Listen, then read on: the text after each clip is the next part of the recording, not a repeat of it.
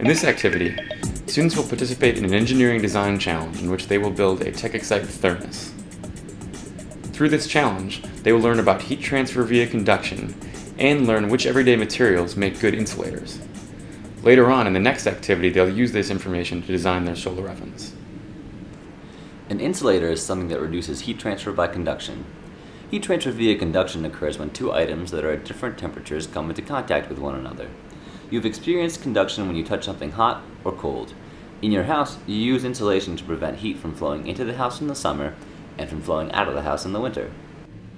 This is a creative engineering design challenge in which students will come up with their own solutions. It is important that the instructions are open-ended so that students have many options.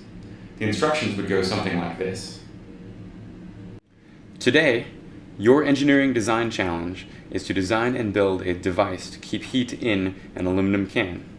For constraints, you must be able to fill the can with warm water using a funnel. You must be able to stick a thermometer into the water to check its temperature.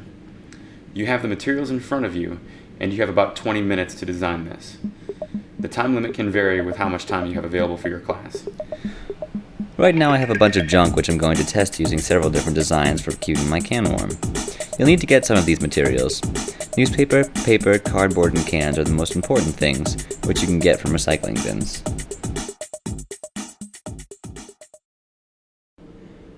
After only about 10 minutes, the insulated can has a temperature of 39 degrees, while the uninsulated can has a temperature of about 35 degrees.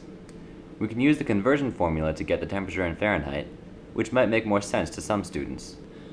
We have found that the best way to fill time between taking temperature readings is to keep students thinking about what they are going to do with the information they are finding. You might ask the students what they think the final temperature graph might look like. This is also a great time to ask each group to describe their designs. Ask each group to describe its design and how it's supposed to work. If you ask this after the activity, ask each group to describe its design, how it worked, and how they would improve it.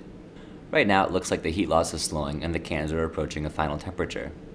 So these containers seem to have worked the best at insulating the cans. Let's take a look at what was used for insulation. In this can, all that was used to insulate was newspaper.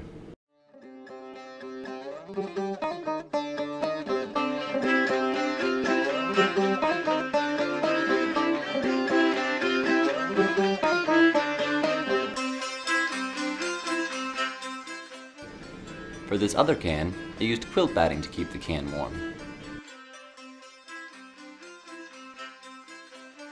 For this activity, it is better not to show examples and let the students be creative. If you do show prototypes, be sure to have at least 2 examples so students do not just copy a design. Not only is it important to emphasize how conduction and radiation played a role in keeping the can warm in this activity, but it's also important to relate it back to the larger module of building a solar oven. In order to do that, ask students about the insulation and what insulation they might choose for their solar ovens based on this activity. What they'll find is that crumpled up newspaper actually works incredibly well as an insulator, and they can use that in their solar ovens as well.